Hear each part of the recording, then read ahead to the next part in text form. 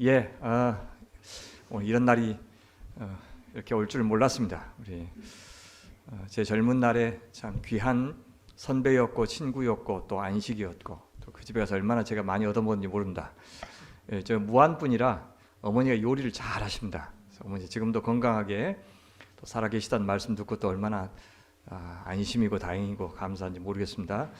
예, 지금 조선대학교 특수교육과 교수로 계시고 전국 또 장애인연합 회장도 하고 계시고, 예, 그런 장애인들의 삶에 대해서 전문적으로 또 안목도 갖고 계셔서 어쨌든 이번에 하나님이 혹시 기회를 주신다면 국회에도 들어가셔서 또 요긴한 역할을 잘 감당할 수 있기를 또 비는 마음으로 오늘 강의 들었으면 좋겠습니다.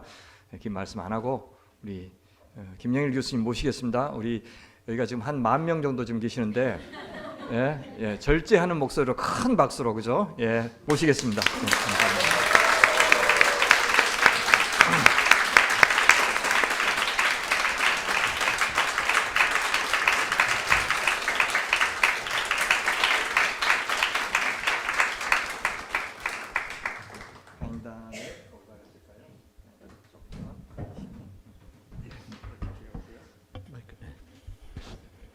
예.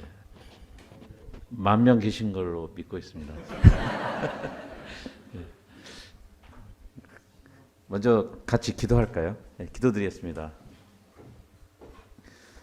주님, 두세 사람이 내 이름으로 모인 곳에 함께 하시겠다고 하신 그 약속을 믿고 의지합니다. 이 자리에 주님께서 함께 하심을 믿습니다. 주님, 사실 제가 이 자리에 서기에는 여러 가지 부끄럽습니다. 그러나 주님께서 저를 가려 주시고 주님의 은혜만, 주님의 뜻만 드러내 주시옵소서. 저의 살아온 모습을 통해서 하나님께서 어떻게 인도하셨는지를 우리 성도들과 함께 나눔으로써 우리 모두가 하나님 나라의 백성으로서 바로 살 수 있고 또 하나님의 축복을 누리면서 살 수 있는, 내 도움이 될 수 있는 이 시간이 되게 인도하여 주시옵소서. 예수님 이름으로 기도드렸습니다.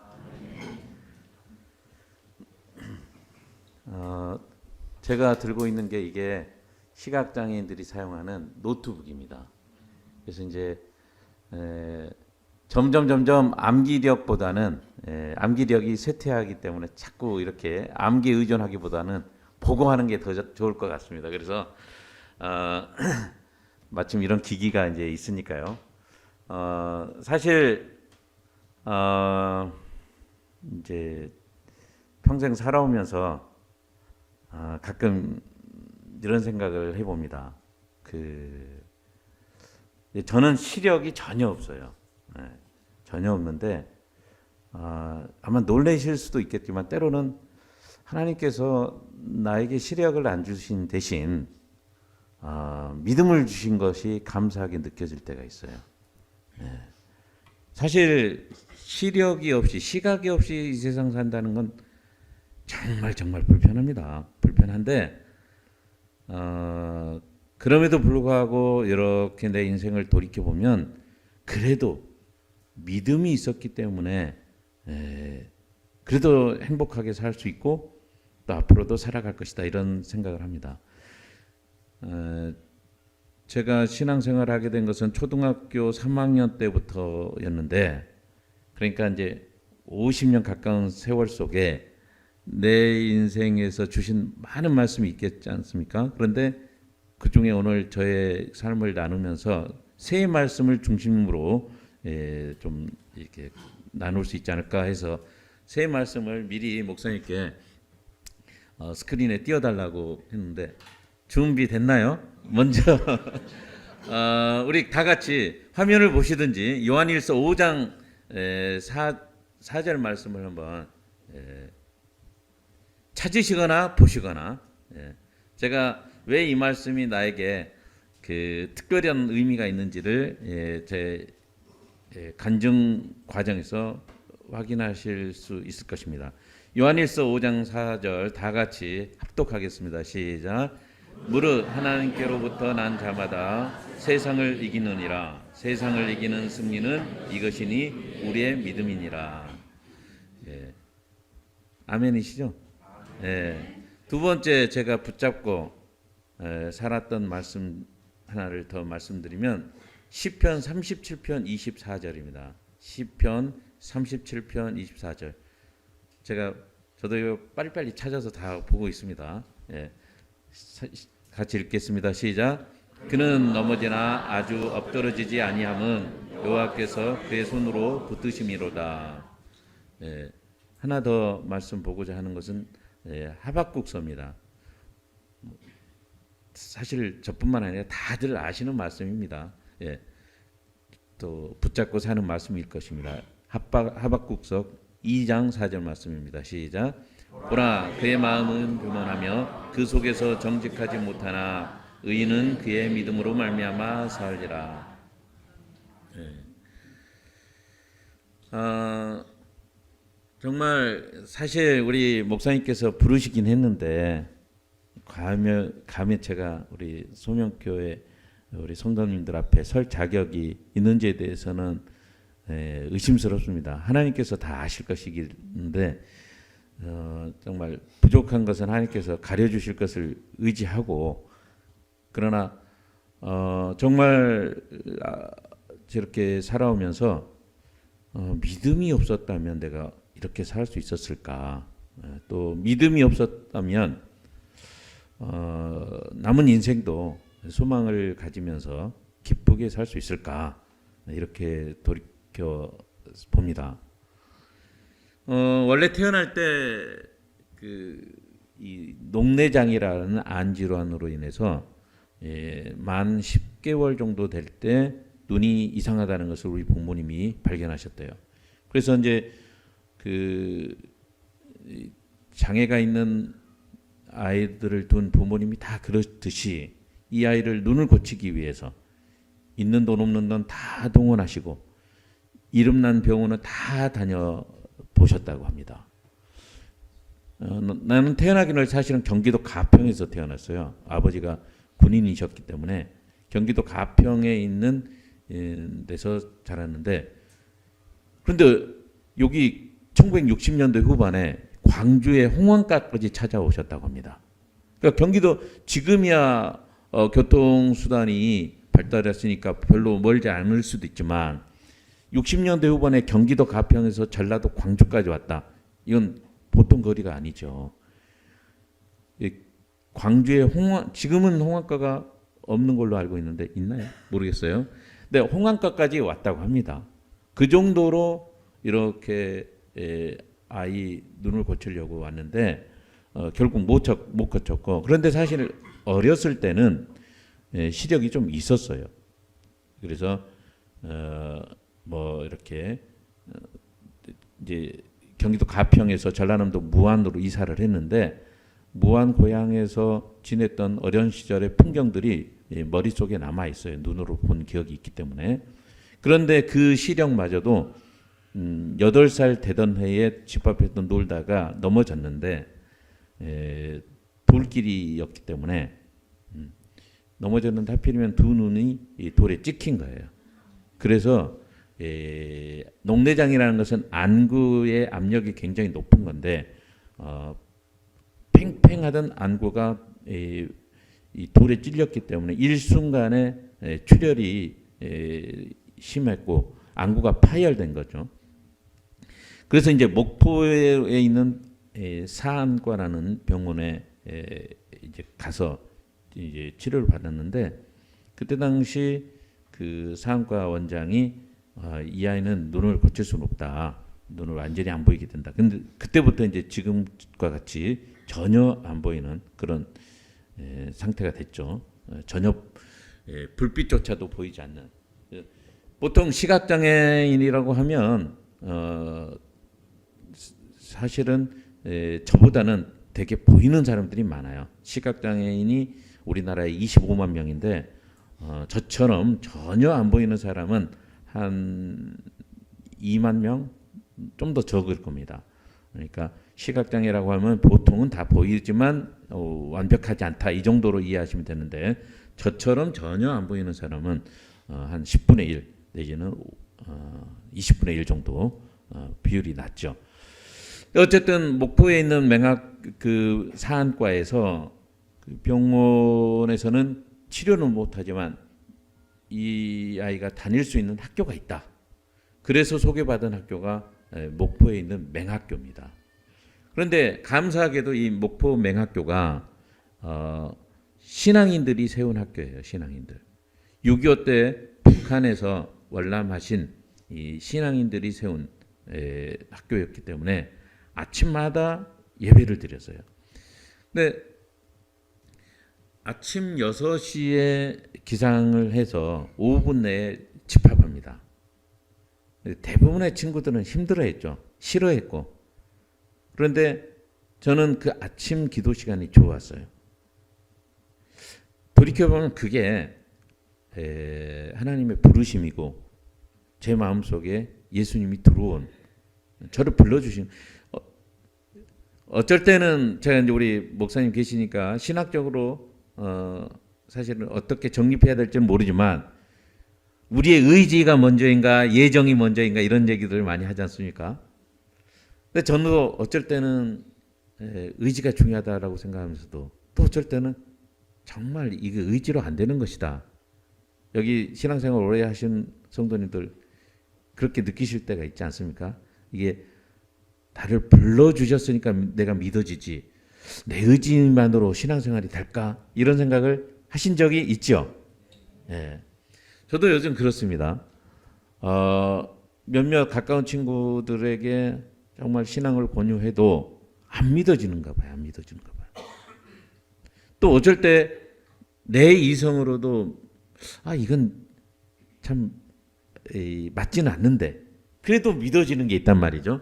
이게 사실은 부르심, 예정 아닐까 이런 생각을 해봅니다. 근데 어쨌든 초등학교 때 맹학교 생활하면서 그 다른 친구들은 아침부터 기도 시간 왜 이렇게 뭐 우리는 이거 꼭 예배를 드려야 하나 막 이랬는데 저는 예배 시간에 찬송 부르고 기도하고 성경 말씀 잠깐 읽고 기도하고 찬송 부르고 주기도문하고 이렇게 한 15분 20분 정도의 아침 기도 시간이었어요. 근데 그게 저는 싫지 않았어요. 그러면서 말씀을 들으면 속으로 그렇구나. 그렇구나.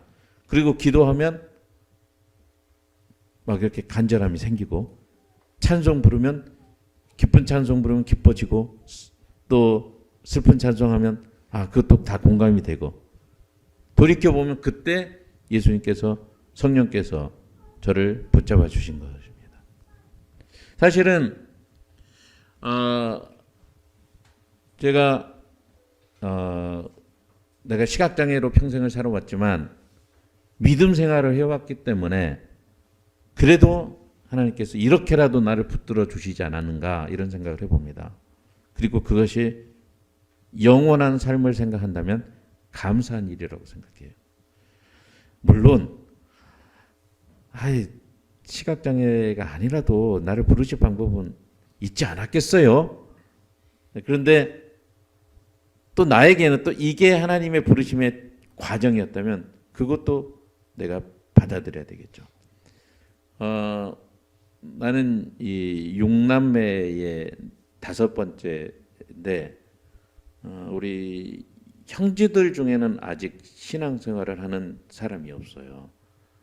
근데 그런 걸 생각해 보면 내가 아마 시각장애인이 아니었다면 신앙생활을 할 가능성이 확률이 굉장히 낮지 않을까. 왜? 지금 6명 중에 신앙생활 하는 사람이 물론 저의 기도가 부족한 것도 있겠지만 전도가 좀 한때는 형제들 전도하려고 뭐 미국에서 잠깐 와서 막 복음을 전한 적도 있어요. 나중에 얘기할지 어쩔지 모르겠지만, 근데 어쨌든 비록 시각장애가 있지만 신앙생활을 하게 됐다. 이것은 정말 은혜였다. 이렇게 돌이켜봅니다.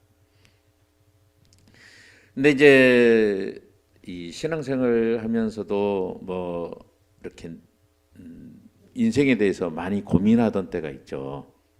가장 고민하던 때가 뭐 한두 번이었겠습니까만 제가 이제 초등학교, 중학교는 목포에 있는 맹학교를 다니고 고등학교 때는 서울로 올라왔어요.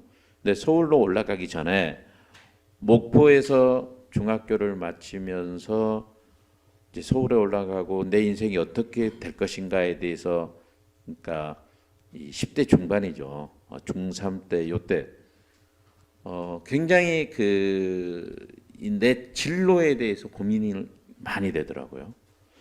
안 보이는 사람이 앞으로 무엇을 하면서 먹고 살 것인가? 나는 원래 대학교를 가고 싶은데 내가 대학을 갈 수 있을까? 또 우리 집은 형편이 어려운데 나는 서울에 가서 대학 준비를 제대로 할 수 있을까? 대학을 어렵게 가더라도 학비가 없는데 대학을 다닐 수 있을까?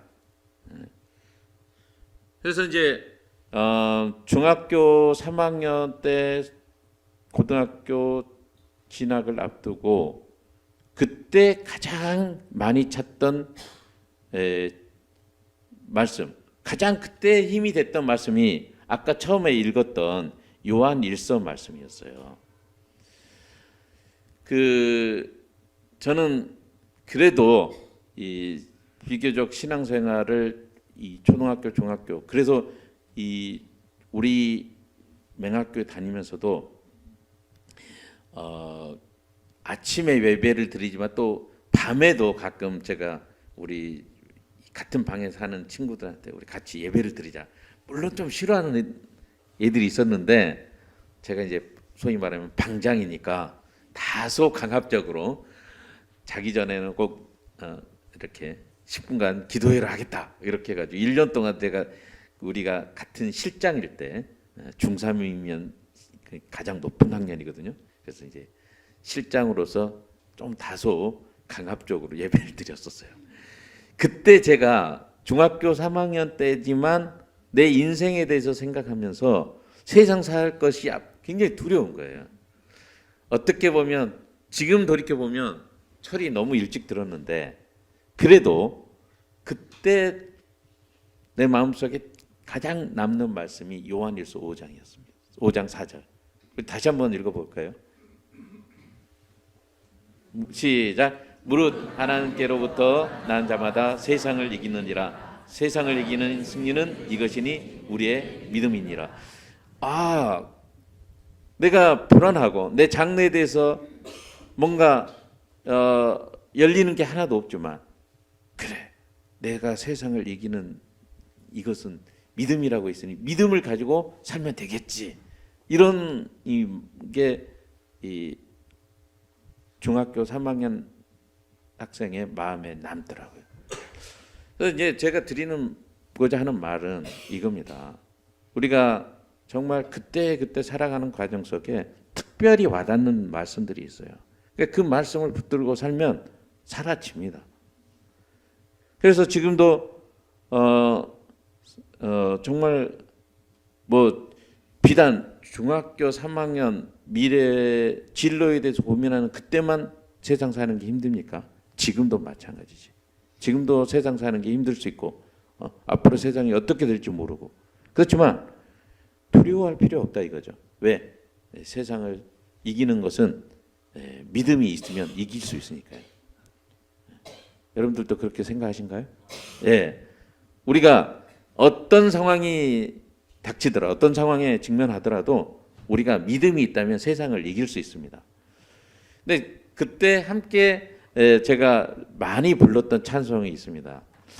제가 아까 목사님께도 말씀드렸지만 이 찬송을 요즘 분들이 아실지 좀 걱정스럽습니다만 다소 고전입니다. 복음성가의 고전인데 내일 일은 나 몰라요. 혹시 들어보셨어요?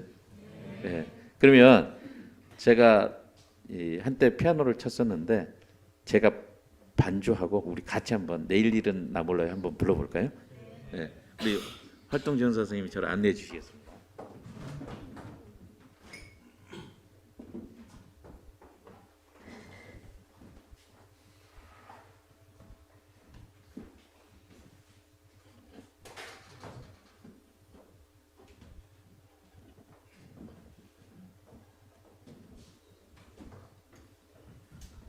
반주하는 겁니다. 독창하는 게 아니라.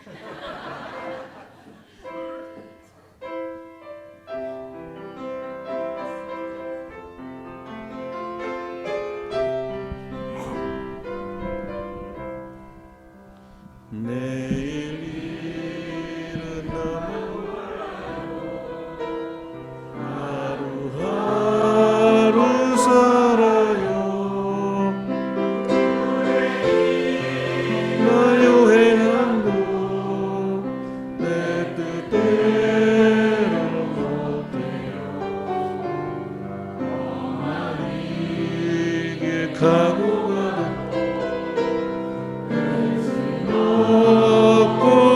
보내요. 분명히 예수 나를 이사 너의 손 잡아주소서. 내일 일은 나 몰라요. 장래일도 몰라요. 아버지여 날 붙주사 그가는 길 주소서.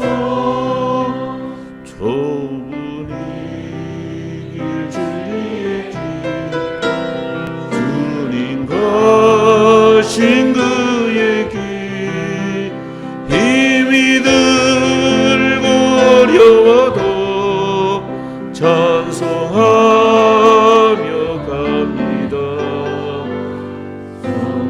성령이여 나를 항상 이끌어주소서. 내 마음은 정했어요. 며칠 갈게 하소서. 내일 일은 나 몰라요. 난 내일도 몰라요. 아버지여 주신 소명 이루소서. 만왕의 왕 예수께서 이 세상에 오셔서 만 백성을 구속하니 창조주가 되시네. 성령 나의 본을 받아 나의 믿음 지키고 선교자의 신학 따라 이 복음을 전하세. 불과 같은 성령이여 내 맘에 항상 계셔. 선국하는 그날까지 주여 지켜주소서.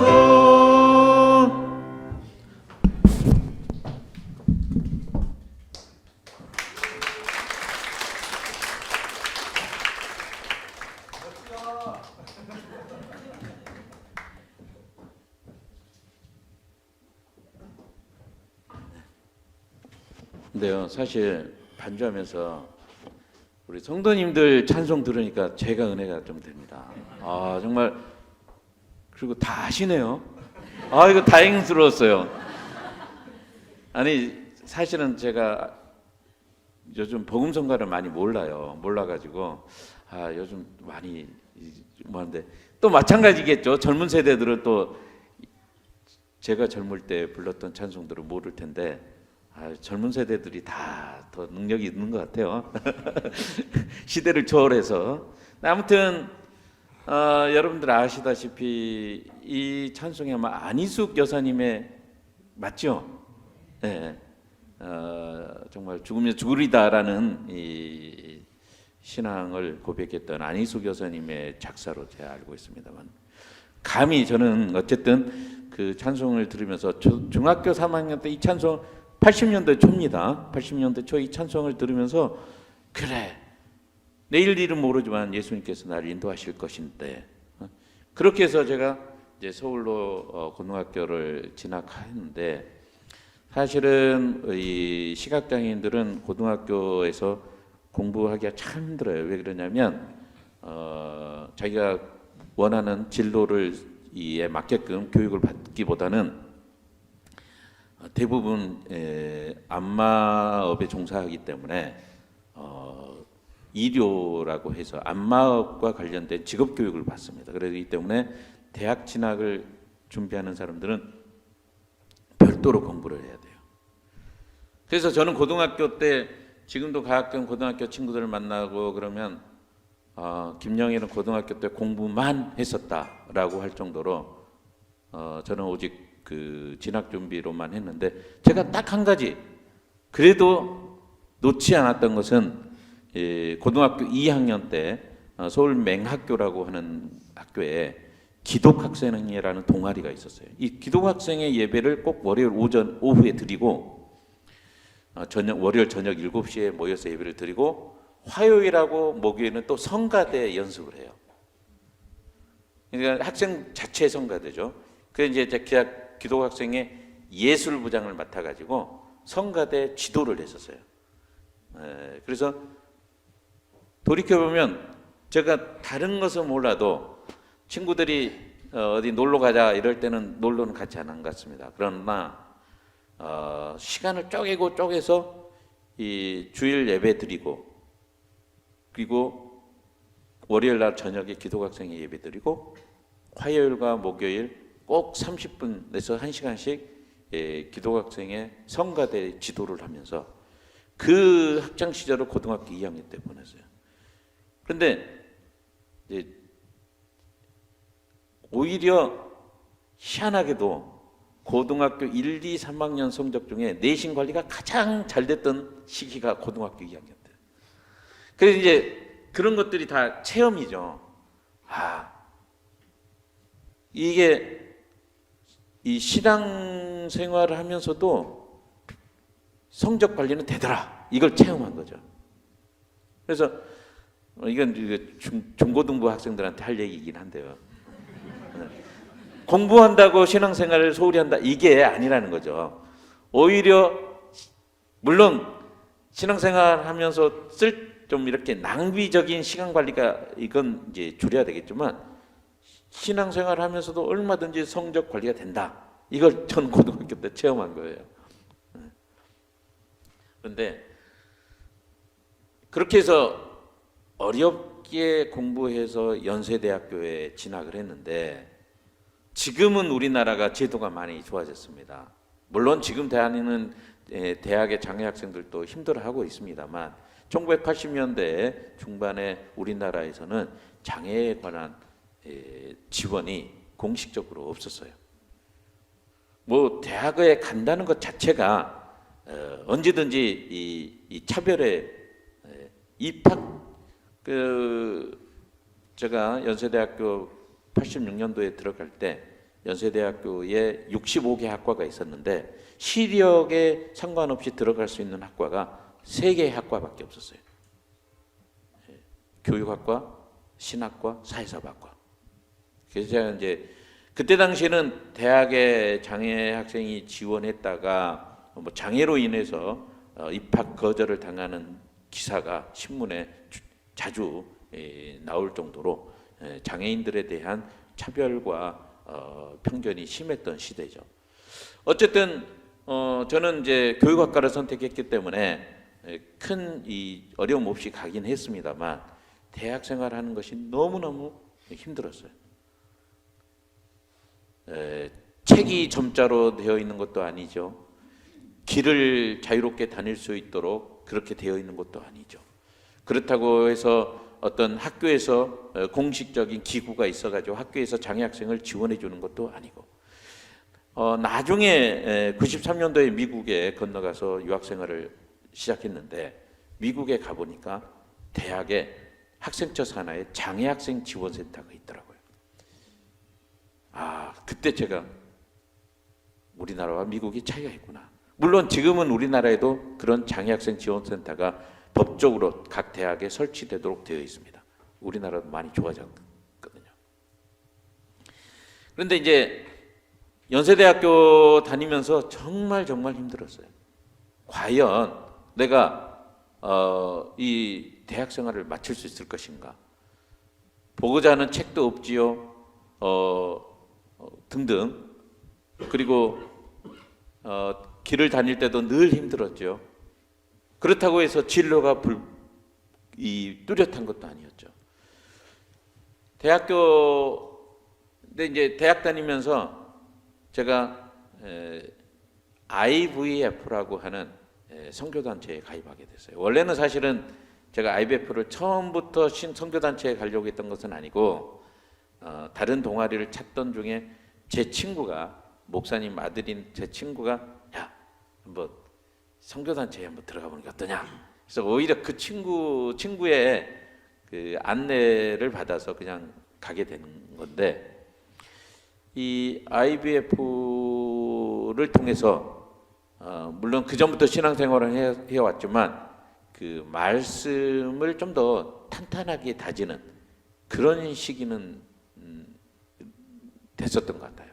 그러니까 대학 생활이 많이 힘들고 때로는 외롭고 또 경제적으로도 어렵고 인간적으로도 정말 외롭고 또 장애라는 것을 정말 그 전에 이 시각장애 학교에서 시각장애 학생들하고만 같이 살 때는요, 내가 장애라는 생각을 별로 안 들어요.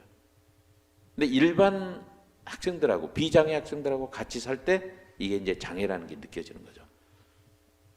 그래서 실존적인 고민을 좀 더 하게 되는 거죠.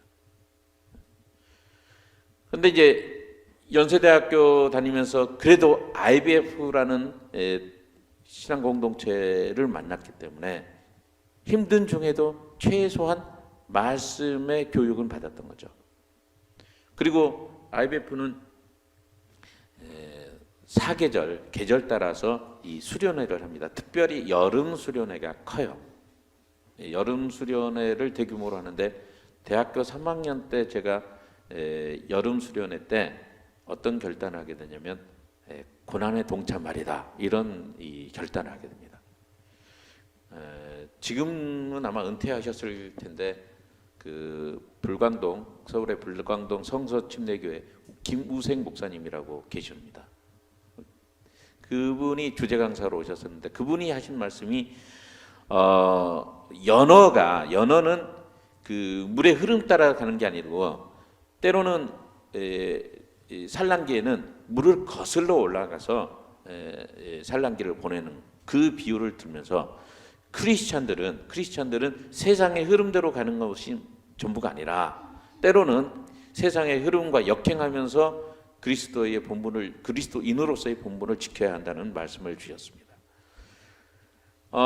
이제 대학 생활도 힘들었지만 대학 이후의 생활에 대해서도 고민하던 그런 시기였죠. 대학교 3학년이니까. 그럴 때 제가 그 주제 강의를 들으면서 내가 내 인생이 어떻게 될지 모르지만 고난에 동참하면서 살겠다. 그래서 꼭 이 세상 흐름대로만 살진 않겠다라고 하면서 미국 유학을 결심을 하게 됩니다. 그런데 이제 가끔 이 주변 사람들이 그래요. 그래도 미국 유학 갈 정도 되면 부모님이 경제적으로 괜찮은가 보다. 근데 전혀 그렇지가 않습니다. 고등학교 2학년 때 아버지께서는 돌아가셨고, 갑작스럽게 돌아가셨고, 어머니가 고등학교 3학년 때 서울에 올라오셔가지고 식당에서 조리사로 일하시면서 생활비를 버셨죠. 대학교 다니면서는 첫 학기 등록금은 형님들이 도와주셨고, 그 다음 학기부터는 어떤 목사님께서 한국유리유경회라는 장학재단을 연결해 주셔서 등록금을 지원해 주셨어요. 그렇기 때문에 경제적으로도 굉장히 힘든 상황 속에서 유학을 결심하게 된 것은 저는 그 생각을 한 거죠. 우리나라의 시각장애인들, 그때 당시는 장애인 전체라기보다는 시각장애인들의 삶이 너무 제한되어 있다. 시각장애인들은 왜 정말 직업의 자유를 갖지 못할까? 뭔가 새로운 길을 찾아야 되지 않겠냐? 이런 생각을 한 거죠. 그러면서 이 유학의 길을 생각을 했던 것이고, 그런데 그때 이 정말 그 대학 생활을 하면서요, 힘들었지만 막상 이제 유학을 결심하고 대학원을 가고 이렇게 했는데 유학의 길이 안 보이는 거예요. 유학의 길이 어떻게 갈 것인가? 특히 이 경제적으로 내가 유학을 갈 수 있을까? 길이 안 보이던 중에 지금은 SK죠. 당시는 선경이라고 들어봤을 겁니다. 옛날 이름이 선경인데, 성경에서 고등교육재단이라는 게 있어요. 그 고등교육재단에서 유학생들을 선발해 가지고 지원해주는 그런 프로그램이 있는데, 내 대학원 1년 선배가 그 장학생으로 선발돼서 미국에 가게 된 것을 알게 됐고, 제가 그것을 나도 한번 해보리라 이렇게 해가지고 1991년 11월 말에 그 장학 시험에 응시를 합니다. 그런데 그때 그 재단 사무실이 서울의 역삼동에 있었는데, 역삼동 사무실에서 서류를 내고 나오려고 하니까 그 서류를 접수했던 직원이 잠깐만요, 잠깐 우리 실장님이 학생을 면담하겠다고 합니다. 그렇게 해서 나가던 발을 돌이키고 다시 그 실장을 만나러 안으로 들어갔습니다. 근데 그 실장이 그런 얘기를 하는 거예요. 안 보이는데 시험을 어떻게 볼 것이냐, 시험 문제는 어떻게 읽을 것이냐. 그래서 제가 영어 문제는 점역사를 불러서 점자로 좀 미리 찍어주면 제가 그 점자를 읽고 답안은 그 영한 타자기로 작성하겠습니다. 전공 문제는 문제를 불러주면 제가 점자로 받아 적었다가 답안은 역시 영한 타자기로 작성하겠습니다. 이렇게 제안을 했어요. 1991년도 얘기입니다. 근데 이게 사실은 그분의 입장에서는 그게 오히려 상상도 못했던 이게 특별한 거죠. 특이한 경우죠. 이해가 안 되는 거예요. 그분 입장에서는. 그러면은 자네 답안지는 자네라는 게 드러나지 않겠냐. 그리고 시험 문제를 미리 확보할 수 없다. 뭐 이런 거죠. 근데 이제 제가 그렇게 제안했던 것은 당시에 연세대학교 대학원 입학 시험은 그렇게 봤거든요. 그리고 지금은 우리나라에도 그런 제도가 생겨서 장애인들에게 정당한 편의 제공이라고 해가지고 장애로 인해서 생기는 그런 불편들은 다 해결을 해줍니다. 그런데 그분들은 그게 이해가 안 되는 거예요. 그래서 결론은 그거예요. 저한테 제가 거의 그분의 말씀을 문자 그대로 워딩 그대로 기억하고 있는데, 김군에게 기회를 원칙적으로는 주고 싶은데 실질적으로는 줄 수 없네. 말도 길지가 않아요. 기회를 원칙적으로는 주고 싶은데 실질적으로는 줄 수 없네. 이 말씀을 하시더라고요. 그래서 제가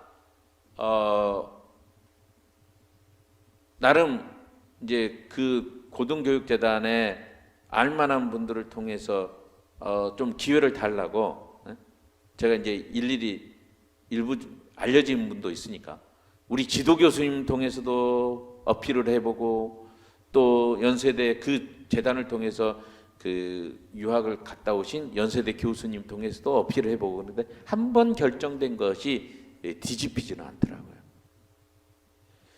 그래서 그때 제가 이 정도 얘기를 하는 것은 제가 그게 얼마나 제 인생에서 좌절감을 느꼈으니까 이걸 얘기하지 않겠습니까? 그때는 이미 아마 우리 박대영 목사님하고는 알고 지낼 텐데 이런 얘기 한 적 없죠? 들었어요. 근데 그 다음에 프로그램. 맞습니다. 목사님 기억력 좋으시네요. 아마 목사님한테도 그런 얘기를 했을 거예요. 그때 제가 이제 여기서는 끝이구나. 이게 내가 도전할 수 있는 만큼 그 나름대로 도전하고 도전했는데 더 이상 도전할 수 없는 높고 단단한 장벽이 딱 이게 와닿는 거예요. 25살 청년한테. 그래서 정말 이 무력감, 좌절감, 뭔가 깊이 빠져드는 그런 이 끝이 보이지 않는 이 심연에 빠져드는 그런 느낌으로 한 2, 3주를 그때는 아마 예배를 빠지지는 않았을 거예요. 그래도 예배는 빠지지 않았지만 정말 힘이 들어서 생활하기 힘들 정도로. 그런데 그래도 역시 우리가 하나님 나라 시민으로서 살려면 공동체가 필요하다는 게 주변에 신앙인이 옆에 있을 때 우리가 다시 일어나는 거거든요. 그때 이 고등학교 때 기도학생회를 같이 했던 친구 한 명이 야, 기도원에 한번 가자. 그래서 한월산 기도원이라고, 지금은 한월산 기도원이 있는지 없는지 잘 모르겠습니다만 한월산 기도원을 한번 가자는 거예요. 그래서 사실은 저는 기도원을 아주 이렇게 자주 가는 스타일은 아니었거든요. 그런데 좀 지내다 보니까 뭔가 좀 다시 시작해야 되겠다, 이런 기도원에 가서 다시 좀 뭔가 해야 되겠다 이런 생각을 하게 됐습니다. 그래서 그때 사실은 갈 때는 금식을 생각하고 기도원을 갔는데 금식은 못했어요. 첫날 전적 집회를 마치고 나서 다들 라면을 먹자고 하니까 거기에 넘어가가지고 그래, 여기 한월산 기도원은 오살리 기도원과 달리 금식 기도원이 아니고 많이 먹고 세게 기도하는 기도원이라고 다시 합리화가 되더라고요. 그래서 그날 원래 갈 때 다른 사람은 몰라도 나는 금식 기도를 작정하고 갔어요. 그런데 그날 저녁 라면을 먹고 금식 기도는 못하겠고 기도원은 일주일 동안. 그래도 목사님 기억하시네요. 그때 제가 다시 회복하게 됐습니다. 아까 제가 시편 37편 24절 읽었지 않습니까? 우리 다시 한번 같이 찾아볼까요? 예. 시작. 그는 넘어지나 아주 엎드러지지 아니함은 여호와께서 그의 손으로 붙드심이로다. 사실 여기 장로님들, 신앙생활 오래 하시는 분들 이렇게 저만 그러진 않을 거라고 생각합니다. 우리가 넘어질 일들이 한두 번이었겠습니까? 넘어질 일들이 참 많습니다. 그런데 그래도 주님께서 다시 붙들어 주시니까 일어날 수 있는 거죠. 그래서 그 친구가 기도원을 가자고 제안한 것, 어쨌든 그래도 거절하지 않고 갔던 것, 그래도 한월장 기도원에서 기도를 하면서 제가 그럴 때 다짐한 게 있습니다. 그때 하나님, 제가 이 세상의 장벽과 싸우기 위해서는 오직 하나님의 백밖에 없는데, 하나님께 의지할 수밖에 없는데, 그러려면 평생 새벽 제단을 쌓겠습니다. 이런 다짐을 했어요. 그래서 당시에 저는 이제 서울에 있는 응암동에 있는 교회를 다녔었는데 집은 등촌동에 살고 있고요. 좀 거리가 있습니다. 그리고 버스를 한 번에 못 가고 두 번 갈아타야 되는데 새벽 예배를 응암동 가기는 어렵고, 그러니까 당시에 살고 있던 등촌동 인근 교회에 새벽 기도를 혼자 지팡이 사용해서 찾아갔습니다. 물론 가기 전에 우리 가족들을 통해서 집에서부터 교회까지 길을 연습을 몇 번 하고 나서 매번 아침마다 믿지도 않는 우리 가족들한테 일어나서 깨워달라고 깨워서 가자고 하면 가겠습니까? 그러니까 내가 길을 몇 번 연습해 가지고 새벽 예배를 다녔어요. 91년도 겨울부터 정말 93년도 유학 갈 때까지 새벽 기도를 계속 다녔어요. 근데 그 기도 중에 새벽 기도 갔다 온 날 92년 4월인가 5월에 새벽 기도 왔다 가서 아침마다 제가 EBS, 지금은 교육방송 EBS 영어 강좌를 들었는데 그 영어 강좌에서 아까 목사님께서도 기억하시는데 풀브라이트라는 장학금 소개를 듣게 됐고 거기에 지원해서 제가 풀브라이트라는 장학금을 받게 됐습니다. 그때 정말 하나님께서 새로운 길을 열어주신 거죠. 그 성경 고등교육재단은 포기하고 풀브라이트의 장학생으로 선발된 거예요. 어쨌든 이렇게 정말 살면서 일어났다가도 넘어지고 넘어졌다가도 다시 일어나는 것이 정말 반복됩니다. 사실은 제가 이제 미국 유학생활 하면서도 8년 동안 미국에 있었는데 93년도에 갔다 2001년도까지 있었는데 풀브라이트라는 장학금을 받았지만 늘 한 달을 사는 게 힘들었어요. 다음 달 월세는 낼 수 있을까? 학비는 보장이 됐지만 생활비가 부족하니까. 그러던 중에 제가 2년째 공부하고 있는데 지도 교수님이 다른 학교로 옮겨가신 거예요. 그래서 내가 그 학교를 따라갈 것이냐 아니면 나는 남아 있을 것이냐 어떻게 할 것인가 고민하던 차에 제가 이제 모빌홈이라고 해가지고 트레일러홈이라고 해가지고 이 미국에는 잔디밭에다가 기차 한 칸 같은 그런 데다가 이렇게 집처럼 지내는 그런 모빌홈 같은 걸 제가 구입해가지고 월세를 주려고 생활했는데 그때 제가 기도를 했습니다. 밤에 자다가도 일어나가지고 기도하면서 하나님 내가 어떻게 해야 될 것입니까? 여기 남아 있어야 됩니까? 옮겨가야 됩니까? 그런데 마음에 확신이 생기더라고요. 너와 함께한다. 그런 확신이 있기 때문에 제가 텍사스 주립대학에서 2년 공부를 하다가 밴더빌트 대학교로 옮겨갔는데 돌이켜 보면 늘 어려운 일이 있을 때 기도하면 어떤 형태로도 응답을 주셔요. 그게 내 마음으로 세미한 음성을 들려주시든지 아니면 다른 사람을 통해서 뭔가 조언을 듣든지 어떤 여건을 통해서도 그런 길을 열어주신 그게 다 하나님의 음성을 듣는 방법 아니겠습니까? 어떤 무슨 환청이 들리거나 그런 건 아니에요. 그런 건 아니고 말씀을 통해서 내 마음속에 확신이 생긴다거나 뭔가 주변 사람을 통해서 조언이 들린다거나 또 여건이 됩니다. 이제 그런저런 유학 생활을 하면서 이제 마무리하고 2001년도에 이 미국에서 올 때는 조선대학교 특수교육과의 교수로 온다고 보장받고 온 게 아니에요. 네. 그때 제가 붙잡았던 말씀은 여호수아와 갈렙입니다.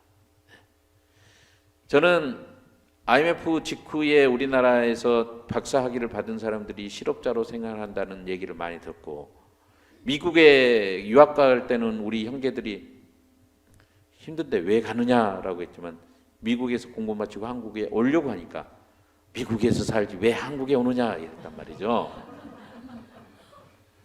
저는 그런데 감히 여리고를 정탐했던 여호수아와 갈렙처럼 하나님께서 인도하신다면 어떤 상황에도 이길 수 있다. 그리고 또 제가 집사람한테도 그랬죠. 이제 내가 5년 동안 고생하더라도 아이들 어릴 때 빨리 자리를 잡겠다.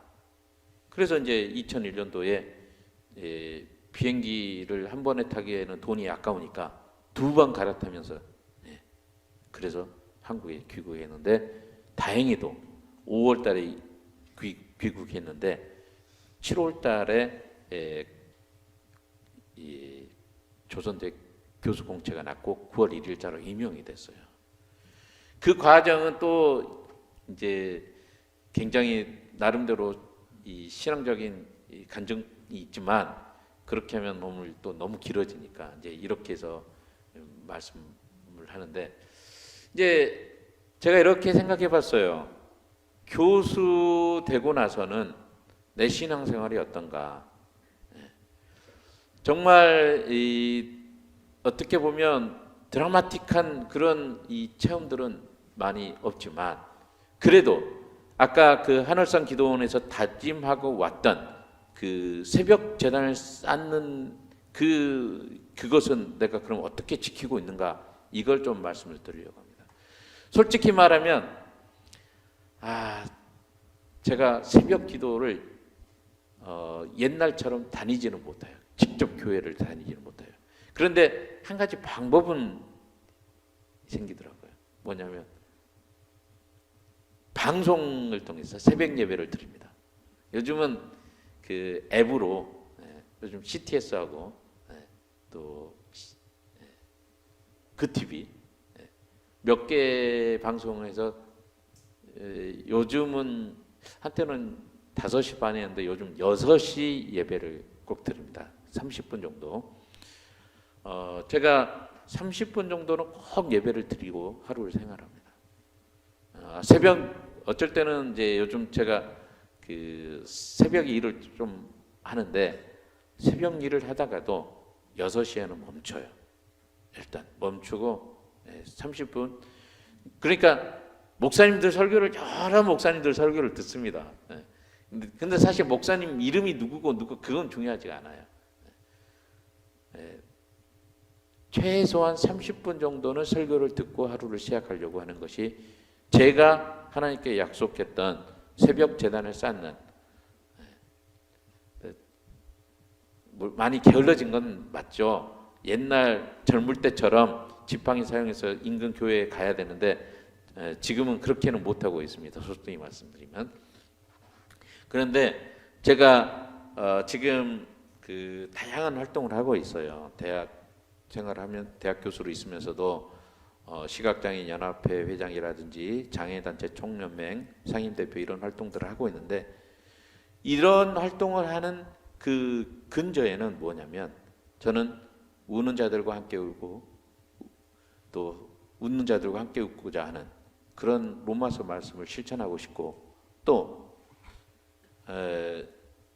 정말 저는 이 시각장애인들 중에서 또 장애인 전체, 이렇게 제가 장애인들을 만나보면 정말 저는 하나님의 은혜를 많이 받은 사람이더라고요.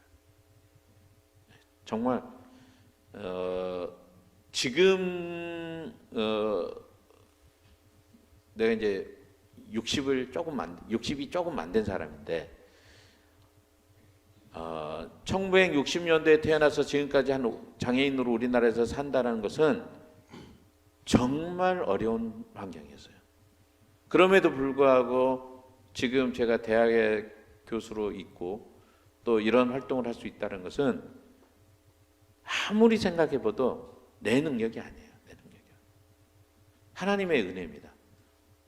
사실은 우리 사회가 1998년도에 정권이 교체되면서 장애인 등 소수 약자를 위한 사회적 뭐랄까요, 지원 체제가 많이 좋아졌거든요. 지금은 사실은 저는 그런 얘기를 합니다. 외국 못지않게 우리나라가 장애인들에게 제도가 많이 좋아졌다, 이렇게 얘기를 하는데, 제가 개인적으로 이렇게 살아올 수 있었던 것은 달리 말할 방법이 없어요. 하나님의 은혜였다. 그런데 이런 은혜로 제가 복을 많이 받았는데, 그럼 저 혼자만 이 복을 누리면 그게 하나님께서 좋아하실 일일까? 그래서 이제 제가 한 2년 전에 한국시각장애인연합회 회장 선거에 출마했더니 우리 시각장애인들이 저한테 그런 공격을 하더라고요. 김영일은 교수로만 있어도 되는데 왜 회장까지 출마하느냐, 욕심 아니냐, 이런 얘기를 하더라고요. 그런 비판을 좀 받았습니다. 뭐 그 입장에서는 그렇게 비판할 수 있을 겁니다. 그러나 내 중심에는 저는 결코 어떤 자리에 대한 욕심이나 명예, 정말 전라도 무안 우리 동네 친구들 중에는요, 유학원 고사하고 서울에서 대학 다닌 친구가 없어요. 내 동기 중에는. 그러면 소위 말하면 출세한 거죠. 어떻게 보면 개천에서 용났다고 할 정도죠. 근데 뭘 더 바라겠어요. 조선대학교 교수로만 해도 충분하고 감이 넘치지. 그런데 왜 제가 이런 활동을 하느냐? 저는 받은 복을 나누고 싶은 겁니다. 물론 제가 정말 제일 중요한 건 복음을 나누는 것은 맞는데, 솔직히 말하면 그렇게 복음을 나누는 정도까지의 역할을 못 하고 있는 것은 사실입니다. 그러나 제가 적어도 그리스도인으로서 좀 더 같은 일을 하더라도, 제가 그래서 한국시각장애인 연합회 회장 업무를 수행하면서도 제가 기도할 땐 그래요.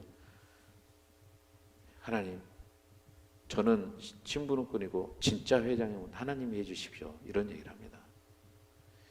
그리고 장애인단체 총연맹 상임대표를 하면서도 느끼는 게, 우리 장애인들이 얼마나 여전히, 제가 이제 가끔 저 자신부터도 너무 내가 나 혼자 잘 됐다고 다른 장애인들의 삶에 대해서 소홀하지 않을까 이렇게 두려워요. 어쩔 때는.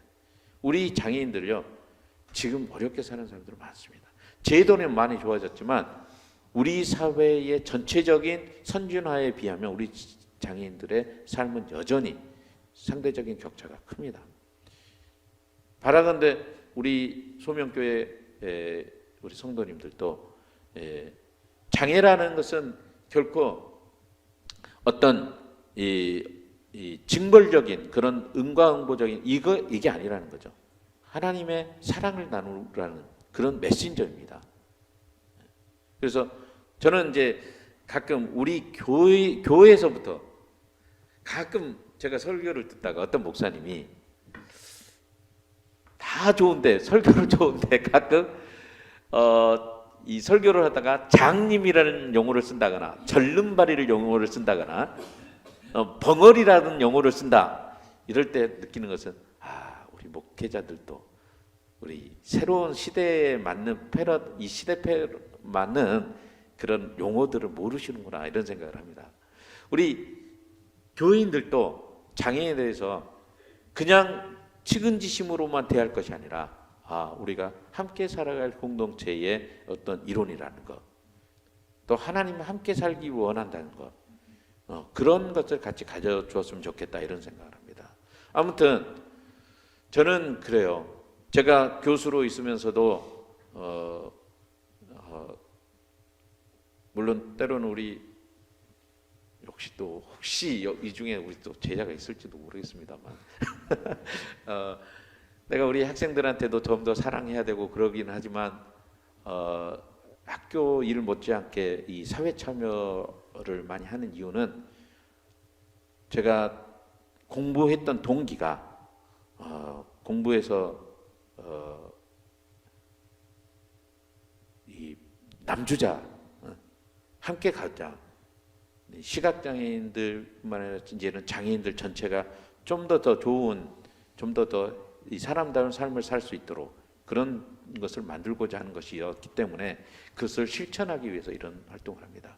그런데 이게 하나님의 은혜가 아니면 감히 그렇게 할 수 없어요. 저는 그런 걸 기대하면서 제가 이런 활동을 합니다.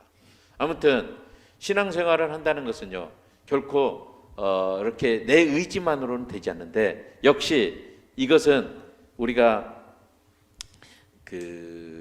이 살아계신 하나님에 대한 믿음, 그리고 제가 참 이 얘기는 꼭 하고 넘어가고 싶었는데, 제가 아들이 둘이 있어요. 아들 둘. 96년생 아들이 있고 98년생 아들이 있는데, 아들 둘 중에 큰 애가 지적장애가 있어요. 지적장애가 있어서 처음에는 뭐 지금도 힘들 때가 있어요. 지금도. 그리고 집사람한테 미안할 때가 있죠. 근데 때로는 하나님, 차라리 시각장애가 있는 아들이면 차라리 내가 애한테 더 잘해줄 텐데, 나에게 하필이면 지적장애가 있는 아들을 허락하십니까? 그런 기도를 할 때가, 요즘 그런 기도도 잘 안 합니다만 처음에는 그런 기도를 많이 했었어요. 그리고 그럴 때 역시 답이 있습니까 없습니까? 답이 있을까요 없을까요? 저는 답이 없다고 생각합니다. 우리가 이렇게 신앙생활을 하고 이렇게 살지만 답이 없는 때가 많아요. 그때마다 붙드는 말씀이 하박국 2장 4절 말씀이에요. 물론 이것은 더 큰 얘기고 이스라엘 민족과 아수르와의 관계에 대한 그런 말씀이었지만 그 배경이 역사적 배경이 의인은 그의 믿음으로 말미암아 살리라. 우리가 이해할 수 없는 상황, 우리가 해결할 수 없는 문제, 이해되지 않는 그런 이 현실이 있다는 거죠. 그래서 저는 그렇게 생각합니다. 우리 큰애가 있기 때문에 어쩌면 시각장애라는 내 개인적인 조건만이 아니라 지적장애라는 내 아들의 조건, 또 나와 내 아들의 조건뿐만 아니라 우리나라 장애인들, 우리나라 5천만 중에 장애인이 몇 명이냐면요, 공식적으로 등록된 장애인만 해도 260만 명이에요. 인구의 5.2%입니다. 여기 계신 분들도 알게 모르게 가까이서 멀리서 연결되어 있을 겁니다. 260만, 물론 1인 가구가 늘어나고는 있지만 4인 가구로 곱해보세요. 1000만이 넘어요. 5명 중에 한 명. 그러니까 장애인은 아주 소수의 사람이 아니라 함께 살아야 될 다수의 굉장히 많은 장애인이. 저도 제가 장애인이면서도 가끔 놀라요. 이렇게 장애인이 많을까? 이렇게 다양한 유형의 장애인이 많을까? 이렇게 장애 정도가 다를까?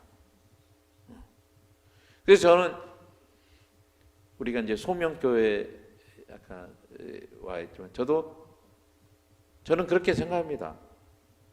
내 아들이 지적장애가 있는 것도 내 소명의 일부다. 이렇게 받아들여요. 의인은 믿음으로 말미암아 살리라. 믿음으로 받아들이는 것이죠. 그리고 그 믿음으로 살다 보면 살아계신 하나님의 이걸 인도하심을 느낍니다. 그래서 우리 하박국서 2장 4절 다 같이 다시 한번 합독할까요? 시작. 보라, 그의 마음은 교만하며 그 속에서 정직하지 못하나 의인은 그의 믿음으로 말미암아 살리라. 또 살아계신 하나님의 을 같이 찬양 한번 합시다. 살아계신 주. 한번 제가 더 왔다 갔다 하는 게 번거롭긴 하지만 이것도 특별한 기억이 될 겁니다.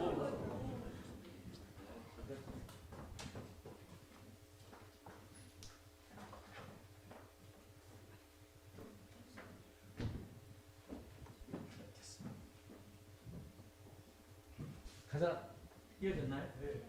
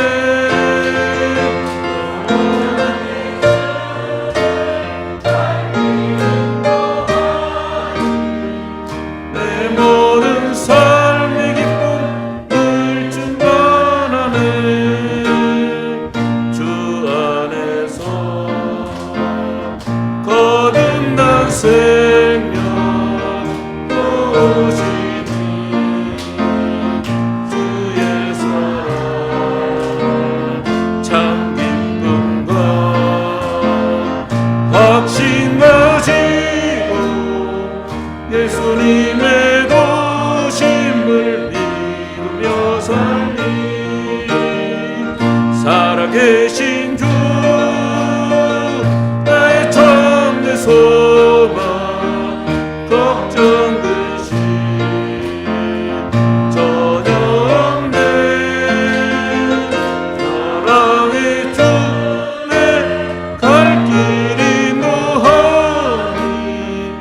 내 모든 삶이 기쁨 늘 충만하네.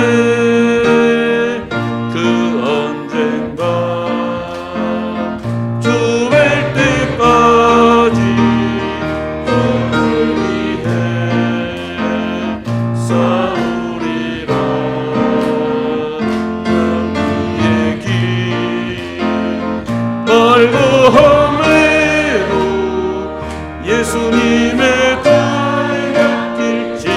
지켜주시리. 살아계신 주 나의 참된 소망 걱정된 시 전혀 없네. 사랑의 전에 갈 길이 노하니 내 모든 삶의 기쁨 늘 충만하니.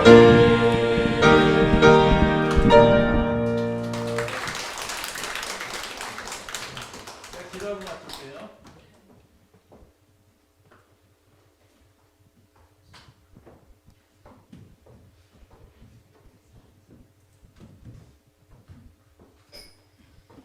네, 기도드리겠습니다.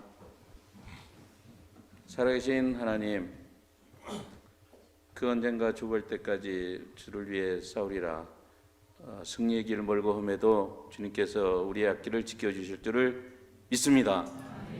하나님, 우리의 모습은 비록 때로는 넘어지고 엎어질지라도 주님께서 일으켜 세워주시옵소서. 세상이 두렵고 때로는 우리가 답답하지만 우리에게 이 세상을 이길 믿음을 허락해 주시옵소서. 서로의 모습이 다를지라도 우리가 서로 사랑하며 품어주는, 그래서 하나님의 나라의 공동체가 이 땅에서도 이루어질 수 있도록 우리를 하나님의 소명된 자들로서, 실천하는 자들로서 인도하여 주시옵소서. 우리를 구원해 주신 은혜를 베푸신 예수님의 이름으로 기도드렸습니다.